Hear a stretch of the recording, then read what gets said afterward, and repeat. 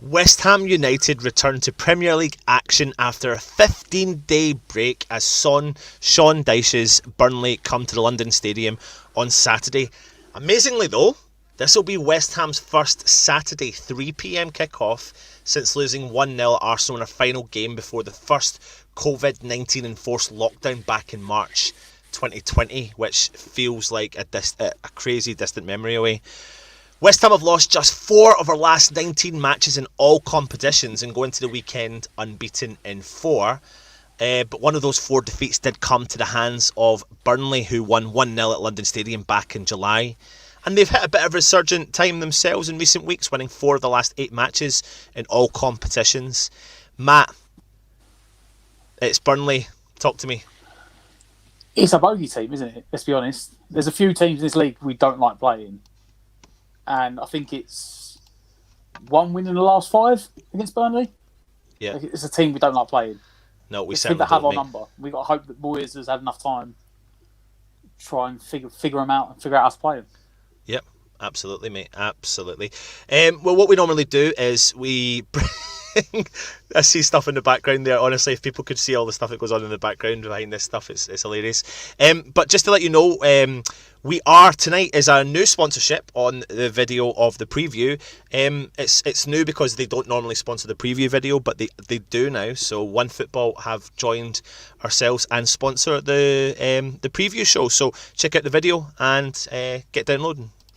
OneFootball have teamed up with West Ham United and sponsoring our channel for the Matchday Live videos, our Highlights and Words videos, and our West Ham Weekly videos. OneFootball is a fantastic app that you download onto your device. You click the link in our description below. It takes you to the Android shop or the Apple shop, and it's completely free to download. It jumps onto your device and you get as much information as you possibly can related to football, whether that's West Ham or other football teams. You get latest news, you get breaking news, you get team lineups. One thing I love about it though is you do get the live scores for the games on that day, the day you're looking for them, and it gives you notifications. If you want the notifications, it goes into the app and it gives you a wide variety of live scores. On top of that, it gives you stats and it gives you facts on the clubs that you love. What a fantastic app, and it is completely free. There is a link in our description below. Please go and click on that link and download it from that link, which will help our channel out, and it will bring you a fountain of knowledge of the football world with a fantastic app that is called OneFootball. So as you can tell, I've got a bit of a haircut, and that's just down to the fact that the hairdressers are closed and I'm not going to be able to get there tonight. So, yeah, I've had a bit of a trim. Anyway, without further ado, Matt, we always bring on an opposition fan, and it's always great to get the insight of a fan who obviously watches the club more than us, judging it from an outside point of view. So everyone, I'd like you to welcome Dan from the cricket field end. Dan, how are you? I'm not so bad, pal. Yourself? Yeah, good. Thank you very much. Thanks for coming on, mate. Let everyone know where we can find you, etc. So we're on Twitter at CricketFieldEnd, which I've put in the name section, and we're also on Facebook, and we've got Instagram as well. They're all under the same name, and yeah, hopefully we'll be able to branch out soon and do our own video podcast and get you guys on as well. Yeah, absolutely, mate. Well, listen, thank you very much for coming on. We get all the funny comments coming in here. Well, listen, before we move on, it's time to talk Burnley.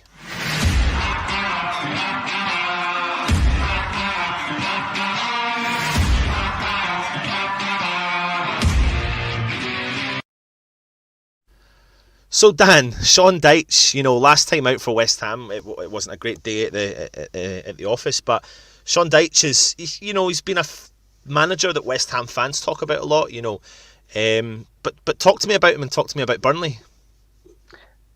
He's a perfect fit for us. He's one of those that, as much as being a disciplinarian and loyal to the players that he plays, I think the system that he's got within the club, the fact that we're only his second job. He's worked his way through Watford from practically being tea lady to first team manager pretty much. He's he's done it all at Watford, and obviously at the time there was the Pozzo family came in and all the big changes happened, and they wanted somebody in. They got Zola instead, and we took a risk on Dyche. If anything, to be honest, at first I was sceptical about it, and when he came in, obviously at the end of that first season, it was a bit of a what's this manager sort of like? But then the season after, you just couldn't anticipate that we'd have gone on that 23 game unbeaten run and ended up taking the title. So it's a tough one because I think I've said to a few friends, to be honest, that if Sean Dyche was to leave Burnley, it would be for a team such as West Ham or something like that, because I don't know. I just see him at that sort of club. I don't see him being at a big top 4 team.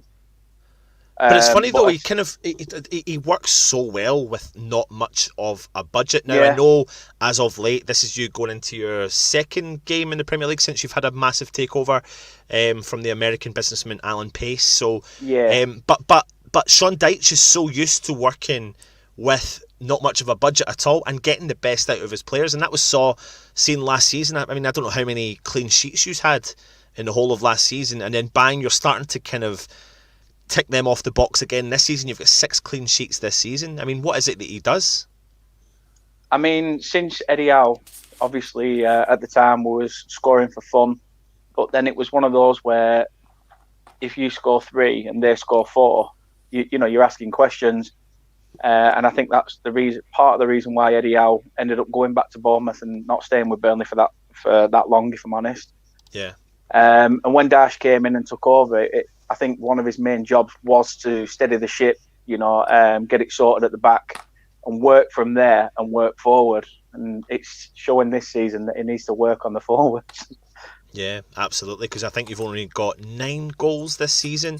But Matt, as we say week in and week out, it's, if players or teams are struggling for goals or are struggling for something to do in a specific area, then up steps West Ham, although this season has changed slightly because we're starting to kind of maybe touch wood, remove some of those myths about the West Ham element. But when it comes to Burnley, Matt, what's your thoughts? Well, you just said it. Wood. Chris Wood is someone we hate playing against, don't we? He loves a goal against West Ham. Yeah. He's one of them guys that you just know you want an easy money bet tomorrow, just any time for him to score, because it'll be a goal at some point. I wish he would, because he needs one. It's him, Jay Rodriguez. The way Burnley play with their 2 up front, we don't like defending against it. I think so many teams now in Premier League play with that one central striker that whenever we play something with 2, it entirely throws our game. We don't know how to defend it. They run. It's strange though, because in Wood and Barnes we've got such a championship strike force to, in that battling hard, giving a defender nightmares. Where in the Premier League you think players like that would be prepared for it, but then yet again we've seen last year that the pair of them actually worked pretty well, and this year they've just not seemed to gel at all. What do you put that down to then? Because obviously they've hit a bit of form last year. This season, I mean, you're sitting. Where are you sitting in the league? Is it 16th at the minute? 16th on 16 points, but only scoring 9 goals. But then, is it the defensive play that's keeping you in the position that you are in? I mean, you're still 4 points from safety. Again, I think you've got the lowest goals scored. Is it alongside yeah.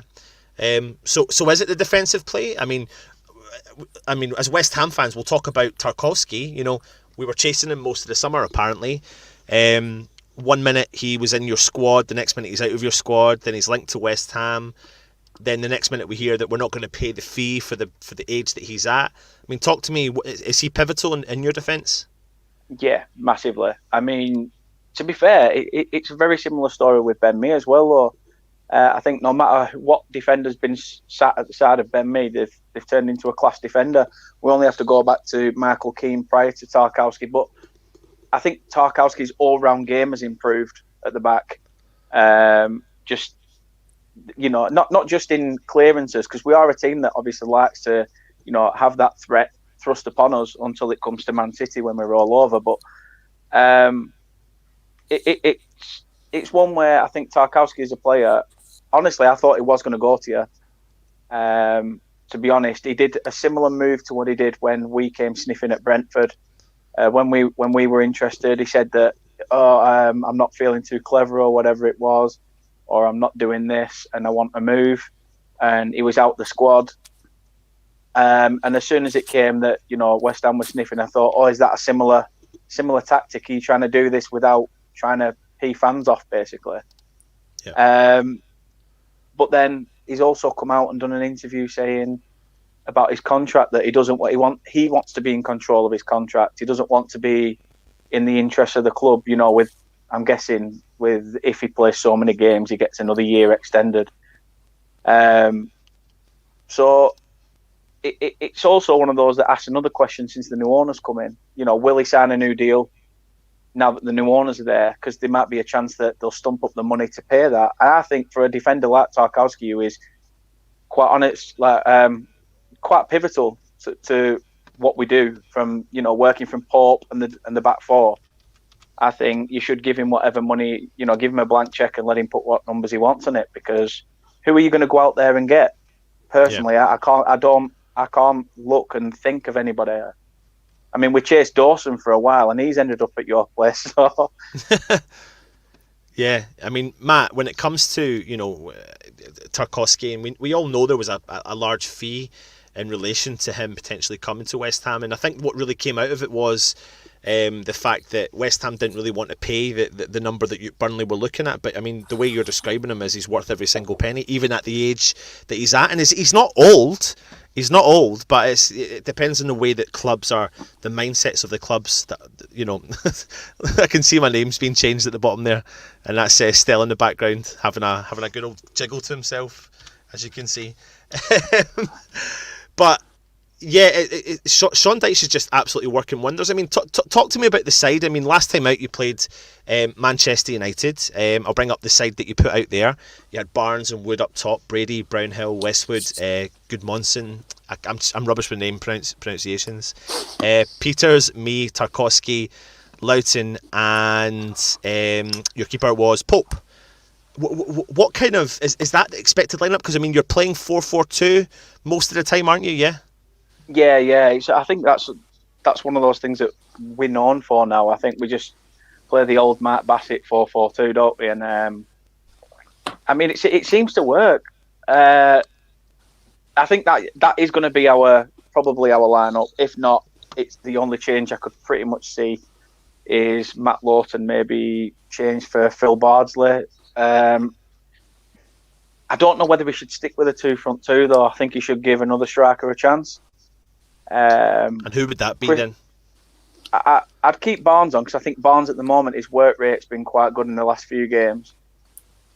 Chris Wood for me, I think, could do with a little rest. I think when we played MK Dons in the Cup and he played quite a strong side, I was surprised, but then I could understand it because of how not in form our strikers are. So it was a case of, right, you've got MK Dons, here's your chance, you know, go redeem yourself, try and get that goal that will send you on your way to maybe feeling comfortable of getting more. And it never came about, but somehow he always seems to stay on the pitch. But when you watch his game recently, he's not really been putting in the performances that you expect. He's kind of we all know that Chris Wood is there to knock it on for Barnes. You know, that's kind of how it works. And I think, if I remember rightly, when Barnes were in form a few seasons back, or last season, whichever it was, Gareth Southgate was asked the question of why you're not contending Ashley Barnes, and he said, well, one is, I think he's looking more at the Austria team. Yeah. And secondly, we don't work with a striker that kind of tries to feed off the other. Mm-hmm. So for me, I think Wood needs to be dropped. Maybe put Vidra in. I'd give him a chance. I think he wants to go and play football, so why not give him a chance while Chris Wood's way out of form?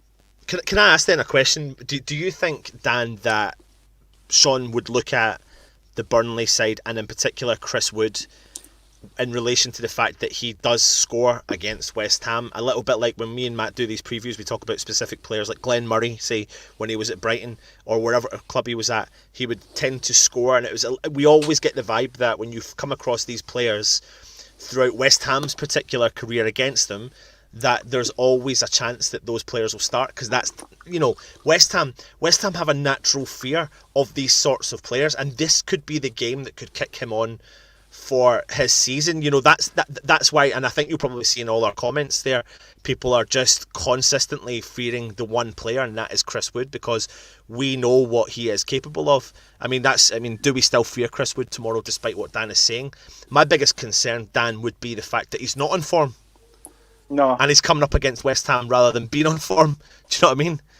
Yeah, so, it's a catch-22 situation, really, because as a striker, he obviously wants to play. He still wants to play, and he still wants to, get that elusive goal. And if it's one of those teams where he feels that that's his strongest, he feels like he knows West Ham's weak points, then do you put him in? But if it's not working out by half-time, change it. Yeah. But then yet again, this is Sean Dyche, who doesn't like changing it until pretty much last orders is called. Welcome to West Ham world, and Matt, we know that about West Ham as well, although things again have changed as of late. But Matt, when it comes to the defence we're talking about, 6 clean sheets this season after a bit of a kind of ropey start, etc. But Pope in goal, what's your thoughts on him? He's a top goalkeeper. They picked him up for not a lot of money from Charlton. Yeah. At the time, everyone was like, but you think of the keepers that were there at the time. Don't forget Heaton. Everyone was talking about when he was there, and then he got shafted out to Villa. Joe Hart claimed for a spell when he got shafted out. Pope's nailed down that number 1 spot. For me, he should be England's number 1 right now, because I think he's a much better all-round keeper than Pickford. But Pickford can kick a ball 50 yards, so he gets picked in front of him. But I think defensively, I'm going to say Sean Dyche, it's always, for me personally, as an outsider looking in, that's always been their thing. They're going to be solid defensively, and they will, even if they always have this thing. I said it to mate the other day that Burnley they always have a spell where they go on a bad run, and they just need that one result to go their way, and they'll pick up 10, 15 points in a spell of 8 games. Then they might have a lull spell again. But Dyche would always keep you in the league. He knows how to stay in the league. He knows how to defend, and that's what you'll always get. It's a bit like Big Sam. I'd rate him higher than Big Sam, but it's that same sort of football. That's why he plays a 4-4-2. Mm. Yeah. What has he been pivotal in your backline, Dan Pope? Yeah, he's a commanding goalkeeper. I think something that they work on with Billy Mercer behind the scenes. Obviously, it showed with Tom Eaton as well. What sort of keeper that Billy Mercer can churn out. This is a bloke we brought in when Owen Coyle left, and we got Brian Laws in from Sheffield Wednesday. And as soon as Billy Mercer came in, he's turned Tom Eaton into an England goalkeeper. He's turned Nick Pope into an England goalkeeper. At the moment, we've got Bailey Peacock Farrell from Leeds, kind of our second choice, and Will Norris from Wolves as a third choice. But the Will Norris signing wasn't even a Dyche signing. It were one that Billy Mercer said, "Oh no, I want to work with him." So obviously he must see something. But for me, Dyche, Pope, has to be pivotal to the back line. You could see. It's like Matt was saying, the game against West Ham at our place. I think Tom Eaton had just come back from his shoulder injury, and you could see that after having Joe Hart in for a period, we're like, get him out, get Joe Hart out, because he's clearly can't catch a ball. He's clearly lost all his confidence in that aspect. And as soon as Tom Eaton came back, that was the game that changed it for us, and we went on a run. Yeah. So really, when it comes to West Ham, then Dan, how do you think Dyche is going to, is he gonna? Who's he gonna target? What area of the side is he gonna target? He's coming to the London Stadium. I mean, let's have a look and see. I mean, we've mentioned it several times, but last time out against Burnley, what the score was?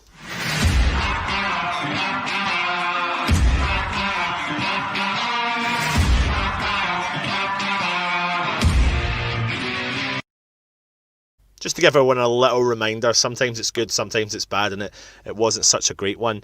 But, I do have a kind of... I do fear Burnley more than I fear other teams in the Premier League. Matt, I think you are probably similar, are you, when I say that? Is Matt gone?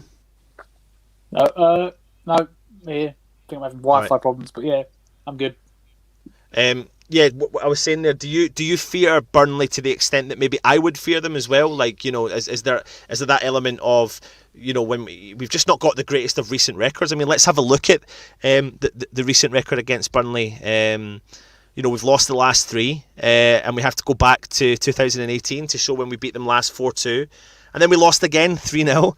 And then obviously you can go further back and we hit a good run of results, but as of late, like, you can't help but feel, I mean, we've not even scored a goal in the last 3 games, and Burnley have got 6 goals against us. Now, I know things have changed, Dan, I get that, I know things have changed, you're not firing on all cylinders, you're not getting the goals, but surely there's an element of confidence when it comes to playing against West Ham with Sean Dyche. I think it's just, for me, I think this is going to be a game of set pieces. I mean, I think that's where we're relying on goals. I think, to be honest, you've got Dawson, who's just cracking from set pieces, just pops up from nowhere with a header. I think Souček's been in form for you since signing permanently. Yeah. He's been class. I quite like his game. Someone that, to be honest, I said to my mate quite a while back that if his loan expires at West Ham, I'd love us to go in for him, because I think he's a decent player, and obviously he made it permanent, so I was bit gutted, but I'm not the manager, am I? But no, it's going to be a tough one. Like I say, look at David Moyes' record against Burnley. That's not been great. That's not been great at all. I looked into that as well. I mean, he's faced Burnley 9 times, won 2, drawn 1, and lost 6. Yeah. But he's never beaten Sean Dyche as a manager. Yeah. I mean, records are there to be broken, though, and the way we're playing is very hit and miss. We're like that sort of team at the moment, from an outside looking in, that people would think, oh, they're doing a bit of a Palace. Like, 1 minute they'll go and knock a decent team, like 3 or 4-0, and then next minute they're just absolute dogger. Yeah. I mean, but you've won. Like I said at the start, you've won 4 in your last 8 matches in all competitions.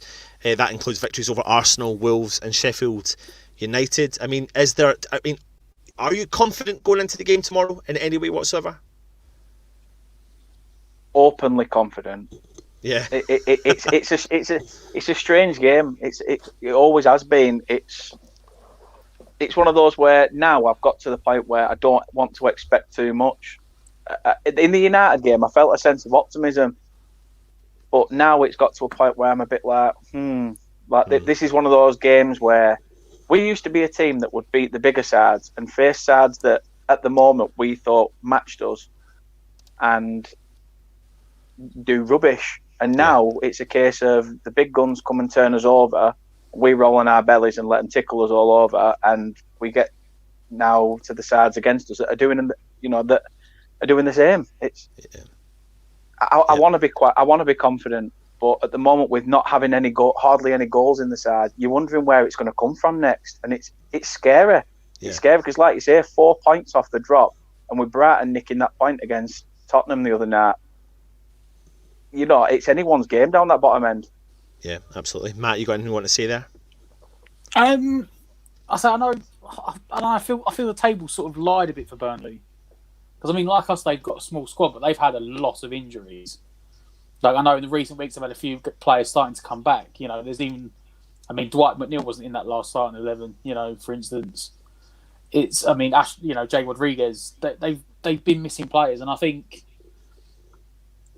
I don't know if they're going to get the money now to spend with the new owners because you could do with a couple like us, you could do with a few players. But I always think you can see there's a Premier League team there. Like if you look some of the teams, down the bottom, some of them look awful, like they do. Whereas I always look at Burnley and think, no, they'll be all right. They've got enough about them. I mean, it seems like Newcastle, where Newcastle playing at the moment, they're in freefall, whereas Burnley, I mean, they were unlucky to lose 1-0 against Man United. It was a deflected goal, and he went through the keeper's legs. Another day that hits his knee and stays out, and you get a 0-0 against Man United. It's going to be an interesting game, but I think Burnley will be fine. I think you'll be shooting up the table soon enough. Now you've got your players coming back from injury, to be honest. And you've just got to hope it's not tomorrow. Sorry, Dan. No, I totally understand that. No, I mean, listen, it's always really good to have the insight of an opposition fan, especially when you watch week in and week out. Like we said, and we try and give this to the fans. It's always because we can just only look at highlights or watch an odd game if it's on the telly, but predominantly we're focusing on our club. So it's really good when we do get that insight into it. I mean, people there are saying that you've had no investment really at all, and hence the reason to take over. Do you think that will make a big difference to the club moving forward in terms of progressing up the league in Premier League? I'd like to think so, yeah. But obviously, this new owner comes with his own sort of scouting tools, which is obviously built, from Wall Street in America. I mean, we've just introduced this AI scout that's hopefully, I think he's trying to work mostly on the youth system, trying to bleed youth through. And it's something that we should do. I think every club should be looking at things like that because we've not got enough sort of English talent coming through from the English game, like elsewhere. But the investment is needed massively. The only time we ever probably invested was when probably under Owen Coyle. Yeah. The time that we got promoted with Owen Coyle, I think that's the first time I saw Burnley spend a bit of money on the likes of Chris Eagles and players that came in that year and helped us really get promoted. And it really helped. But then after that, it was a case of, did we spend then what we really shouldn't have spent to get to where we are? And it's a case of, right, well, let's sit and rebuild until now. But you can't help but think that Burnley, in terms of strength and depth, if there was strength and depth from different positions, that they could have shared the workload, especially, a couple of seasons ago when you qualified for Europa League or the early stage. Sorry, that's my kids shouting in the background, you can probably hear them. But like qualifying for the early rounds, and you obviously didn't get through, but there was extra games to be played and you didn't have the depth in the squad, and that's something that West Ham fans are used to as well. But let's get on to the interesting time. Dan, what is your predictions for tomorrow's game? West Ham in particular's first 3pm kickoff for a long time. Don't know what about Burnley. I don't know when your last 3pm kickoff was, but feels like a distant thought. Yeah, I was against Sheffield United a few weeks back. Yeah. But I'm going to say 0-0. No. I can't see us scoring, but then I think from our defensive point of view, I think if we can keep you out, then I'd be happy with 0-0. I think away from home, a point's a point on the road. So I'd be very happy with that for where we are. A question for you then before you go, mate. What's the West Ham player you fear the most? Dawson, at the moment. Really? Yeah, I love that. I think from an aerial battle point of view, I think he's going to make defenders quite feel unease, feel a bit of unease at the back. Like I say, it's going to be one of those games where it's set piece after set piece. It would have been better if you still had Andy Carroll and kept getting him sent off with his elbows. That'd have been perfect. And what Burnley player should West Ham fans fear the most? At the moment, I would probably say Josh Brownhill in the centre. Since signing, he's been absolutely key. He's been predominant. If Dwight McNeil starts, that's another one that really you could do with trying to cut out those runs, because that might give Chris Wood the chance to get in on goal. But I think if we manage to get the ball through the middle and play the ball through, Josh Brownhill for me is probably quite pivotal in tomorrow's game. Yeah, excellent.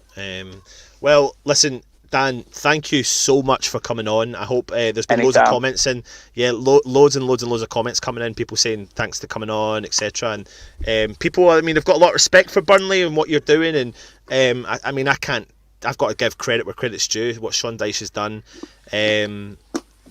with the club, with not a lot of money and budget. I mean, it's a huge amount of credit to him, and you can't help but think like, what would have happened if he had been given that money a little bit earlier and spent some of that money and brought some strength into and depth into the squad. Matt, you want to say anything before Dan heads? I'd say good luck for the season. I'm sure you're going to be fine. Hopefully not tomorrow. We could do with the points tomorrow. But no, I mean, you look like you're hopefully the owner's going to come in and turn you around, give you some investment.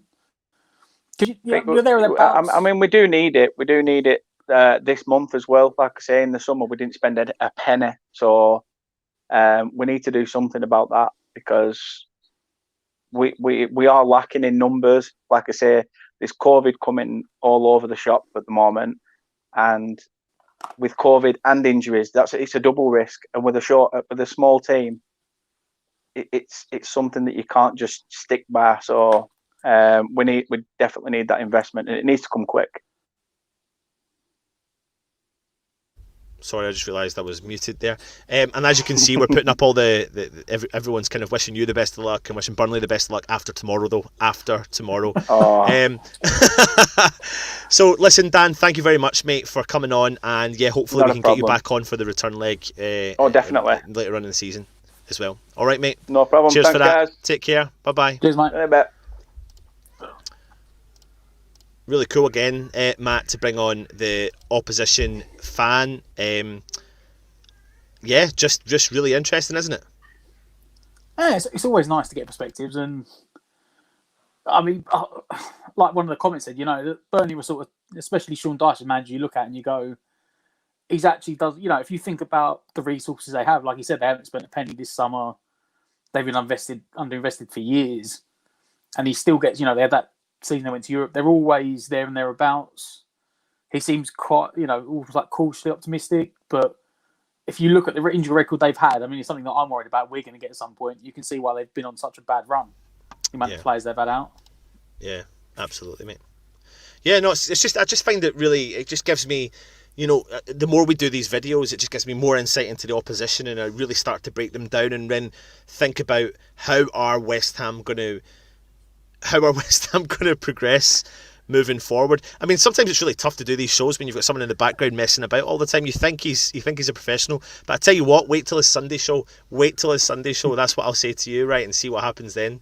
Anton looks like he's escaped from a nut house. So, without further ado, let's discuss our beautiful West Ham.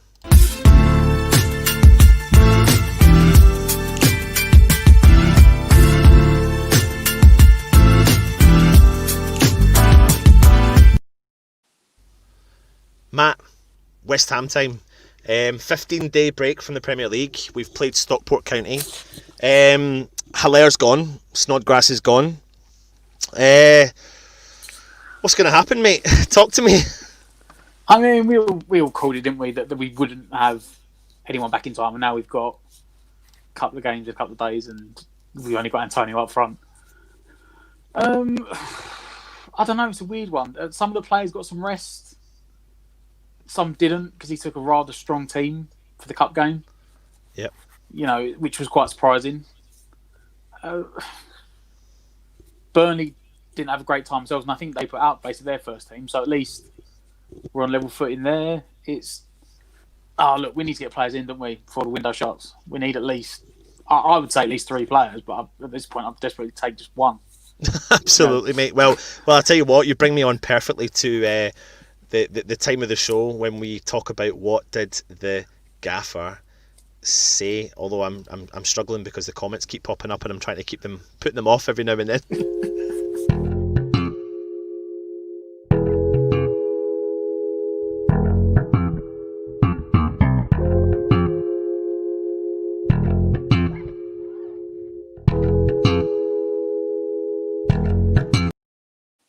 As you mentioned, mate, there's some things about the transfer window. Players are linked to us left, right and centre, and Moyes has been kind of saying some interesting stuff here, so let me just try and find the one that I had. Here it is here. You ready? So I'm looking at 4 wins in the next 4 games, nothing to do with other players, other clubs. I want to win the next 4 games if I can. If someone else comes along who can help us win those next games, we'll look at it. But the most important people are the players in this building at the moment. Is that him playing trickery games with the fans and the media to let them know that, put them off the scent of trying to bring in another player? I mean, if he is, it's not going to work. Like everyone and their grandmother knows we need a striker now. Yeah. Especially now they sold Haller, everyone knows it. His statement's probably pretty true, to be honest, because let's be real, that, apart from that 18 months when we had a director of football that was Pellegrini's best mate, Sullivan does the transfers. Yeah. Allardyce famously said on TalkSport, didn't he, that he came back from the summer break one year and a random bloke standing in the car park and he was like, "Who are you?" He was like, "I'm your new centre forward." It probably is true. Sullivan, I've no doubt players, agents of left, right, and centre are shoving their player's CV under the door at Sullivan's office. And Sullivan might go, "Oh, do you want him?" And Moyes will look at it and go, "Yeah, no, next one." But I don't think Moyes, especially COVID, Moyes, historically likes to see a player play first. Well, Boris has shut all the airports from Monday, so it's not going to happen. I don't know how that's going to affect transfers. He said there's no one's allowed to leave. There's no, a player. They don't have to sign a national player now. You have to bring a national player in, or you're going to sign them. They got to wait and quarantine for 3 weeks before they can do anything. It's a valid point, actually, Matt. I didn't even think about that. Really, to be honest, that's kind of changed the dynamics of things, and we suppose we need to look at the rules and regulations behind it. But I mean, it definitely. I mean, listen, we know we're struggling in certain positions, and someone put up a comment there about if, God forbid, a position like Declan Rice or Souček were to fall under the thing of injuries, then it would be a massive concern. I mean, you could say that about several positions throughout the whole side. I mean, we're relying solely now on Antonio up front, and we're relying solely on Souček and Rice in the middle of the park. And if 2 or imagine all 3 of those were to, and that's what's got to West Ham have got to be able to change and find is different teams within our squads and different formations that we can adjust to. What about well, hold on, we're not even finished. We'll come on to the rest of the comments and what Moyes has had to say. We've only had, or not this one. Is it this one? No. Yes, it is here. I think he's somebody we're looking forward to working with, but he pulled his hamstring 4 months ago and he's been out for 3 months. He's a young player we have big hopes for. With Meeple, he's just back from a long-term hamstring injury, but we like him a lot and we'll try and bring him along at the right time when we need him. That's him in referencing to Odubiku, who made his FA Cup appearance against Stockport the other night. I mean, rumours are kicking about saying that he potentially might be starting the game against Burnley. I just can't see it, Matt. Can you? I can see him being on the bench. Yeah.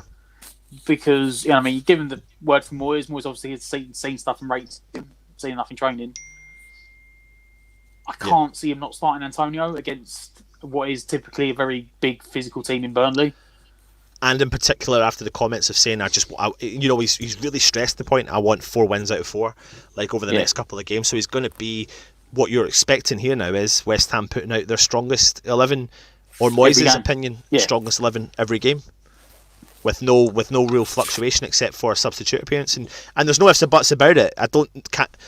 90 minutes against Burnley, who are a hard-working team. I mean, you can picture Antonio running left, right and centre and being absolutely done in. Fingers crossed he finds a bit of form and he can get do something with it, but it will probably provide Odubiku with an opportunity, actually. Until West Ham potentially sign a striker, this is his chance, mate. This is his chance to shine, whether that be 15, 20 minutes at the end, 10 minutes at the end, etc. 2 minutes at the end. Yeah, well, yeah, you know what I mean. But we've got to reference the fact that maybe Antonio won't be able to do it that long. What do you think? There's no way he's going to get minutes. Yeah, he must do. If you consider the fact that last week, 2 weeks, he's now been in the first team squad. Let's just say he's been pulled up to the first team squad. And that's his first team player. He is technically the only recognised centre forward in the squad. Yeah. Now, obviously, Moyes likes Antonio. He's sort of shaped him into a makeshift centre forward. But we've got 2 games in 4 days. If he wants to get these 4 wins, Antonio is not going to play 90 minutes all 4 games. He's going to have to pick and start. When does he play 70 minutes? When's it 80 minutes? When's it 65 minutes? Let's not forget, he didn't look great in the Stockport County game, and he didn't look fit. He looked knackered. Yeah. Not long in. So Odibeko's going to get a chance, and hopefully he takes it. Yeah, absolutely. Yep. Let's see what else we are working with when it comes to David Moyes. I think we've done. Oh, he's talking about now the rest of the side. So we've only had 2 players missing. Balbuena is isolating. He came in contact with somebody, but basically we're just about okay. We're waiting on Fabianski to see how he is. We're not sure yet, and Arthur Masuaku's probably a couple of months away from being involved again. Matt, let me just get something cleared. We don't proclaim to be an ITK, but there's a prime example of putting 2 and 2 together and getting 4. Yeah. When he was injured, when he put his post up, we automatically went, he's out for months. And I think people were trying to report it was weeks. That's not an ITK. That's just putting 2 and 2 together when you realise the operation he was going for, coming out with the answer. Right? Yeah, exactly. So Fabianski, I mean, listen, he's not going to take the risk with Fabi, is he? I mean, there's no need to, is there? No, I mean, he did say about a fitness test, but he's got 2 games in 4 days. So if he's that close to a fitness test, can he wait another couple of days and play him for the West Brom game? Yeah. The thing is, well, now you don't have had this been Roberto era, he would have risked it. He would have just gone, "No, you're playing." But we all know Randolph is a competent number 2. So let's be real. As much as I've liked Fabianski, I think he's better than Randolph. No one's been worried about the fact that Randolph's been in goal. There's not been, Randolph's going in goal. How's it going to go? It's just like, Randolph stepped in. Yeah. So I don't think he'll risk him. I think as well, is it? He's either the front cover of the programme tomorrow, or he's the in-depth interview, Randolph. So the fact that I think that he's in the programme tomorrow probably tells you that he's most likely to start the game. Yeah, absolutely. Before we move on to the predictions for our starting 11, get your starting 11 in the comments, and we'll go through some of them soon before myself and Matt start working our way through them.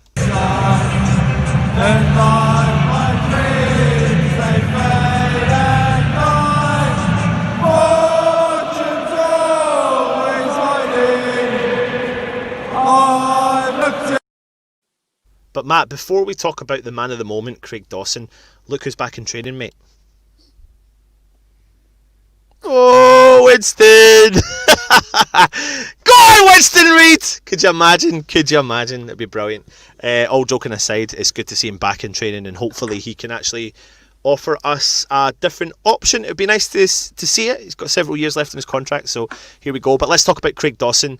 3 games, 3 clean sheets. Balbuena's missing. What do we do? I mean, talk to me about him. Well, I think Stell said it. Was it at the Stockport County game that every West Ham fan likes to be proven wrong? I think I said it back when we brought him in, and we didn't get the big name signing. That he might just be for a year, or if nothing else, he'll be like a 4th choice and a good option. Where actually he's stepped in. At the moment, he's 1st choice. Let's be fair. Him and Bonner have got this little partnership going. And, Moyes, as always, he rewards good performances. Apart from that rocky, maybe first 15 minutes in the Southampton game, when he was sort of finding his feet for the first game of the season. Look, for a little loan and potentially like 4 million permanent deal, he's done well. He's a reliable Premier League player. He was played in a shocking Watford team last year. But don't forget, he was part of that back line at West Brom for years under Johnny Evans, where they stayed up continually. He's a good, solid defender. He's a guy that scores goals as well. He's double digits in the Premier League for a centre-back. He's decent. Yeah.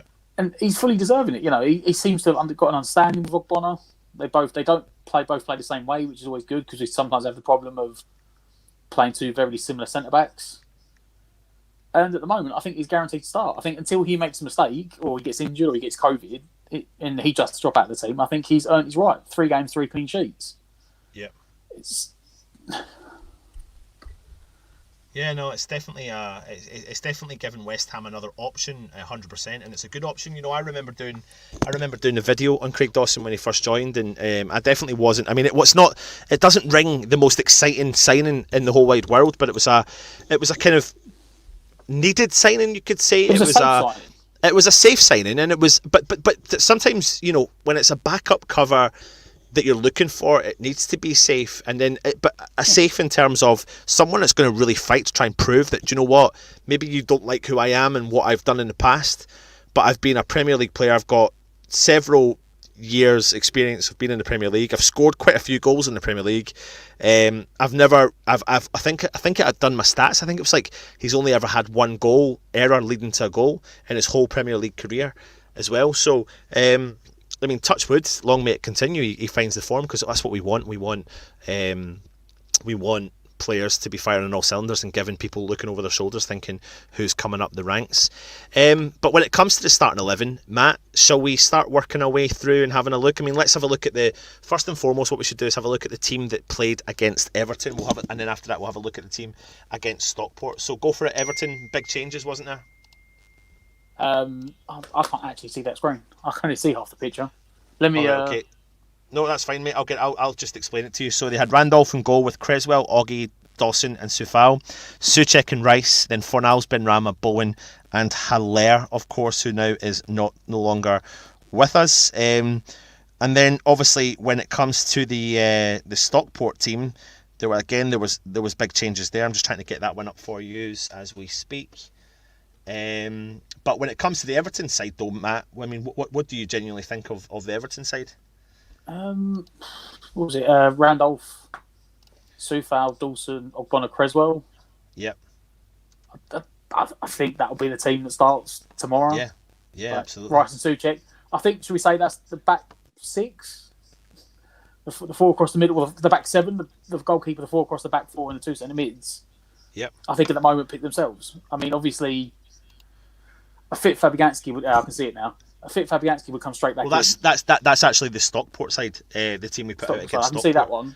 So if I bring up the Everton one, you can see the vast changes that were made. We said we needed, didn't we? Yeah. He needed to sort of rotate, but he still gave some of the actual first team players a go, which probably, in some ways, is smart, because you rotated the first team as much as you could and gave players maybe minutes that players needed it. Yeah. But I think you'll probably find the Everton team's more likely to be the team that starts, for me. Really? Because, yeah, actually, no, yeah. So let's move on to the Everton side then. So let's go through the team. I'm going to go with Randolph. I think it will be Randolph. I don't think Fabianski will make it. I don't think he'll take the risk on him. I think Soufal's a definite shoe-in. I think it's going to be this same formation as well. I think Dawson, Ogbonna and Creswell will all play. Loads of people in the comments are saying that Johnson should come into the side, but I just don't see him dropping Creswell. Creswell's not going to be dropped, mate, is he? Not if they're playing at Goodmanson, because he's not exactly quick. Yeah. Yep. So absolutely, it could be an option for Creswell to play left back. Yep. Then they've got Souček and Rice in their defensive midfield pairing. That's a no-brainer. I suppose this is the interesting part now. We know there's one forced change up top. Haller's gone, so that brings in Antonio, depending on how fit he is. And that is the question, Matt. If Antonio's not fit, he can't play, therefore someone else has to come in. I think Antonio is fit, so I think he is going to start. And that's the worry about moving forward if we don't bring in another striker. So it comes to the three other players in that role. For the game against Everton, we played Fornals, Benrahma and Bowen. And for the game against Stockport, we played Benrahma, Lanzini and Yarmolenko. I think Bowen... It's the Everton team. Yeah. Do you really think it is? Fornals didn't play in the Stockport game. So 100% the fact he was rested for the Stockport game, he will come back in. Yeah. Bowen was rested as well. So the fact that they both were rested, for me, means they both start. Then it's who do you want to play in at number 10? For me at the moment, I think Benrahma's doing more than Lanzini. So if you look back at them teams again, for me, I'd say it's the Everton team. You're just swapping out Antonio for Haller. Yep. So like we've always said, Moyes doesn't like to change a winning team. So, like you said, the enforced change of Antonio back in. Yep. Means that's probably what we can expect in the lineup against Burnley. And I mean, people have been kind of tearing into Benrahma a little bit on social media. I mean, I really rarely go on Twitter. I know we post on Twitter, but I don't really listen to a lot of fans' opinions on there because it's a rife place of terrible information. But what you can find from it is what people's opinions are, and there's a lot of the Twitter opinion, which is Benrahma's not doing it for West Ham. But I mean, it's not. Is he doing it for West Ham, or is it because he's playing in different roles and different positions with different players beside him? Well, don't forget, he's flip-flopping which week we play. He's playing either number 10 or out wide. You know, he's not got no consistent starting point of a place to play. And let's not forget, West Ham Twitter needs someone to blame every week. They can't blame Haller anymore. Haller's gone. Yep. So they have to move on to someone else. I'm just surprised they haven't jumped on 4 hours quicker. Yeah. But the problem is that, you know, it's, this ball wasn't good enough. He didn't hold on to that ball. Why he made that pass and gave the ball away. It's his job. Realistically, it's not to give it away. But if he's playing number 10, he is the guy that's supposed to be making the play tick.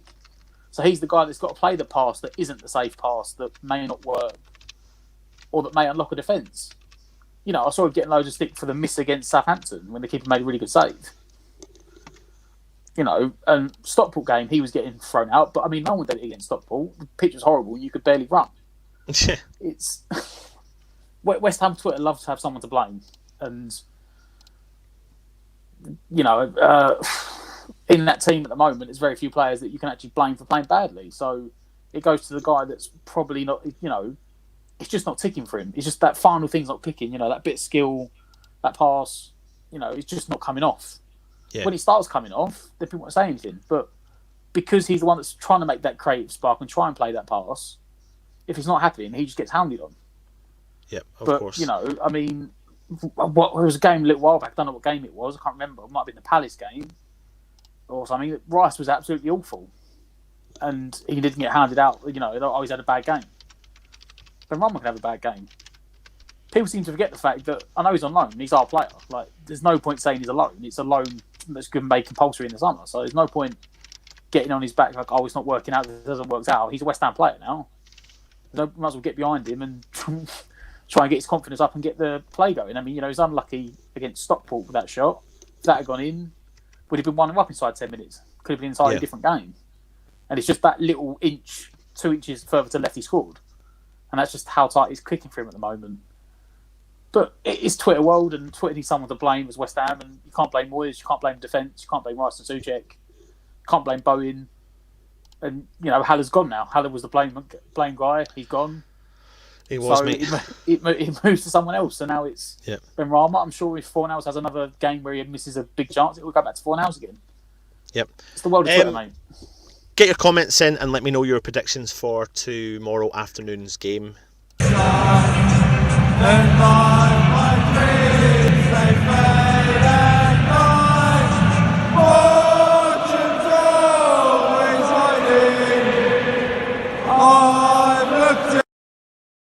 It really is. I don't know. I feel odd about having a 3 p.m. kickoff, to be honest. I've been so used to not having a Saturday afternoon game. We will be doing a match day live tomorrow, so make sure you do tune in to that. We'll be coming on probably tomorrow will be a good solid hour before the game kickoff. We'll have several guests coming on as we go along, and yeah, keep coming and joining us, hitting the subscribe button, hit the thumbs up. Hope you're enjoying all our previews and all our shows we've got coming up. Myself and Matt, I think we could probably say, Matt, it's a kind of, hopefully it's going to be a joint effort, the new show we're going to launch. Hopefully, that's the plan. And we'll keep it under wraps. I'm not going to tell you what it is yet, but we just need to find the right time, and the right time's tough when you've got game after game after game. So we just need to find a little. The schedule at the moment is, monster, isn't it? It's just bang, bang, bang, bang, bang. Absolutely. So but it's been so long that I actually forgot that we hadn't. Like, I'm not saying that I didn't realise we hadn't played, but it's like we've played so many games in such a period of time. I think we only had like a 6-week break. Yeah. Like, I couldn't believe that we haven't had a 3 o'clock game. It just seems the world we're in at the moment, where there's all these games on, it seems weird to have a 3 o'clock game. Yeah. Absolutely, mate. Listen, I'm going to jump into some of the comments here and have a look at what people are saying in terms of the starting 11. I know they've been coming up, but Moby Dick is saying Fab, Sufal, Dawson, Godbona, Johnson, so he's making a change. Creswell out. Bowen, Souček, Rice, Fornals and Antonio. Slim Reaper is saying, would you ever consider Souček in a false number 9 position, guys? Slim, I don't think we need to with him, if I'm being brutally honest. I think he generates goals, but the goals can sometimes mask absolutely everything else he does in the park. He is a box-to-box midfielder who covers when Rice goes forward, and back and forth. They just swap positions. It's just that he's more clinical in front of goal than what maybe say Declan Rice is. So no, I wouldn't. Absolutely not. Foshizi, you're saying Randolph, Soufal, Dawson, Ogbonna, Creswell, Souček, Rice, Bowen, Benrahma, Fornals, Antonio. So pretty much the same side as what we've said there. Do I think Winston Reid can do a job and fill in if needed? 100%. No ifs or buts about it. Go 3-4-3, Bowen, Antonio, Benrahma. What do you think of that? I suppose that'd be a formation when you bring the wing backs back in. So you'd probably lose Fornals. Yeah. But then you could play Dawson, play him as left wing back. Yeah, absolutely. Fashizi's saying, where is it? Fashizi's saying, no, Antonio starts. Odebiku is not ready to start against Tarkowski and May. Yeah, I do agree. I'm not saying, I mean, I'd love. I think there was another keeper. Was it the Napoli? No, was it the Napoli keeper? Another young 23-year-old or something like that starting for an Italian club at the week. And I think there's another Italian club that's playing like a 21-year-old striker. And I think that's something that I would love to see. I've said it for a long time, is sometimes people always think throwing a youngster into the side isn't the best thing to do, but how are they ever going to get their chance, Matt? 10 minutes at the end of a game, it's not enough time, mate. What was it? He had, was it 4.5 minutes he had? Yeah. The other night? Yeah. Like, it's not enough time. Yeah, absolutely. It just depends, sometimes, and things as well, sometimes it works out. Teams get forced into play a player they didn't want to play. Look at Rashford. Look at Kane. They both got their chances at Man United and Tottenham because they had no centre forwards, and they were like, "Well, we need to play someone." Yep. And Kane struggled, didn't he, as well, when he was out on loan? Yeah, he other clubs played like Millwall and all sorts. Yeah. And Tottenham had no centre forward and played him, and then banged in some goals. Jake, I'll send you a message later on, see if you want to come on tomorrow. Randolph, Soufal, Reid, Goodman, Oggy, Creswell, yeah, you can keep Oggy right, Creswell, Souček, Rice, Benrahma, Bowen, Fornals, Mipo, Odebiku. Neil from Down Under, hope you're well, mate, in Australia, is saying that you think he'll start against West Brom. I'm not too so sure. I think it'll be related to how Antonio reacts after that game. Would you start Randolph over Fabianski in the future? No, mate, absolutely not. Although I was going to say Stell was going to do a transfer show today on the goalkeepers that West Ham are linked to, but hopefully he'll get his finger out his bum and do another show, do a transfer show on the goalkeepers that we've got coming up. Lee Vasello is saying Moyes can convert Reid.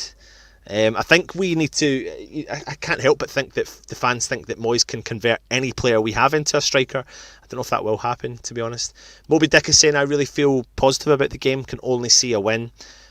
We haven't even done our predictions, Matt, so we'll do them in a minute. Antonio may not be in form, but will do a decent job against Burnley, stretching in the Burnley defence. Hopefully play 65-70 minutes, then bring Odebiku on. Jake is saying Odebiku over Antonio for me. Could be controversial, but I think Odebiku.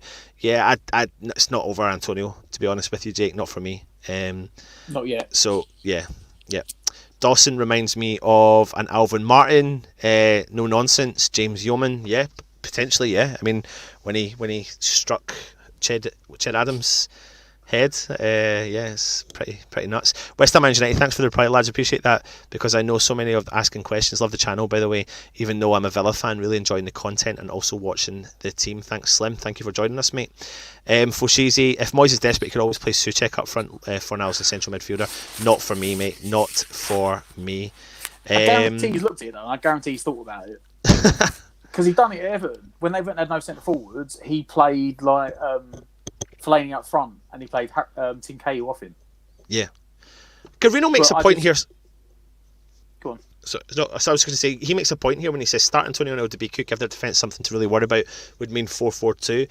But I mean, they've only got recently getting clean sheets under the belt. They're struggling to score goals. So therefore, if you look at their recent games, I mean, they're not scoring goals all season, Matt. They're averaging literally 1 every 2 games. Our defence are performing really well, getting clean sheet after clean sheet just now. Yes, I know the Chris Wood story, but we could really could we afford to go at them a little bit more in this game? Well, if you look back at the formation, it looks like a 4-2-3-1. But there has been spells in games where that number 10 has almost played as a second centre forward. Yeah. So it depends how much of a licence he gives Benrahma. You know, he made a comment the other day, I can't remember what game it was, you know, I like the effort from Benrahma, he was tracking back and doing this. And it's like, well, I don't want the number 10 to do that. I don't want my number 10 tracking back and making tackles and getting back alongside Rice and Souček. Yeah. He's playing number 10. He should be sitting further forward, giving their midfielders something to think about, not letting them push forward. So it can sort of work into a 4-4-2 anyway. You know, it's like a 4-4-1-1 with the number 10 sort of playing off the centre forward.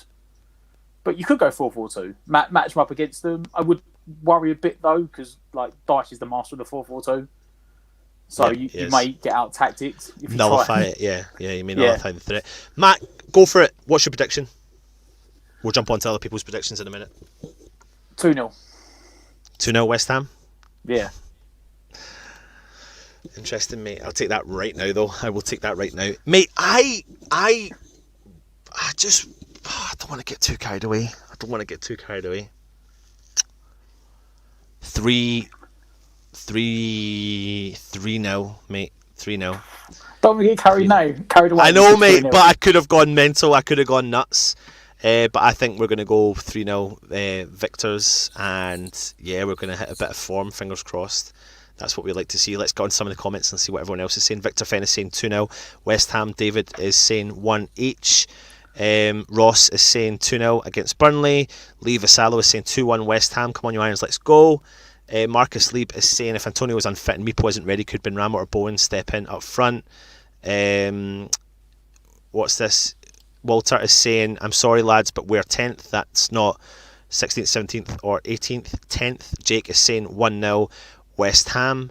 Fashizi is saying love the transfer shows. Thank you, Fo. Hope you're well, mate. What's this here? Twitter is an asylum, to be fair, lads. Jesus, some of the comments, tweets are pure lunacy. I saw one Villa fan wishing a woman... Oh, my words. Yeah, totally mental. Marcus, you're saying hopefully a West Ham win and a clean sheet. Lee is saying I'm so happy with other teams that are experienced what we're doing for years. Oh, well. Just so many comments. It's really tough to... Anton looks like a slimmer, true Geordie. Yeah, you've not seen me, mate. I'm certainly not. Well, maybe I am. What is this here? Anton Deffoot binge watch Prison Break over lockdown. Slimmer true Geordie. There was some comment about there. Someone saying about I look like a ginger Jimmy Nail. First and foremost, I'm not ginger. And Jimmy Nail's a skinny guy. I know he's tall, but he's a skinny guy. So it's definitely not me. There it is there. Alf Iverson. Yeah, Mark. Nah, you've got that completely wrong, mate. Nah, definitely not. Foshizi, Winston Reed's 95th minute winner. Could you imagine, mate, he was on the bench? Oh, it'd make my day. It would absolutely make my day. Words and pictures, 0-0, 1 each team, 1 shot on target from open play. Do you know what, Matt?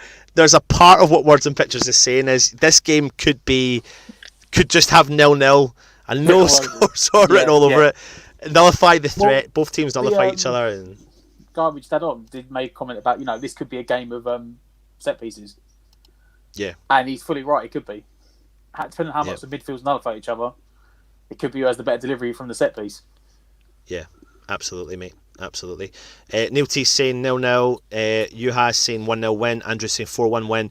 Oh my word, there's too many comments. It's actually too long to go on, to be honest. Anyway, that's been our preview. Thank you so much for joining us. I hope you enjoyed the Opposition Fan again. Myself and Matt will be... Matt, are you around tomorrow for the Matchday Live? Yes, mate. Yep, good man. Noble hat-trick incoming. Sorry. I knew that would get Anton excited. What did you think would get me excited? Was that the slimmer True Geordie? I don't know if that's what you're talking about. I don't even know. Is that True Geordie? He's a YouTube guy, isn't he? Anyway. We'll talk about something else. So join us tomorrow for Matchday Live. We'll be on a good solid hour before the game. Straight after that, we'll have the highlights in words show coming up. Then that leads us on to Sunday for Stell's West Ham Weekly. Wait till we terrorise him in the background, because that is going to happen. And then we're on to the next week where we'll have loads of more shows coming in. So, keep subscribing, keep the comments coming in. Download One Football. One Football is our sponsor for the preview video as well. Really good, and thank you very much for joining us. He's been Matt, I've been Anton, not True Geordie, not Jimmy Nail. This is West Ham Irons United, and yeah, get behind the lads. See you tomorrow. Come on, you Irons.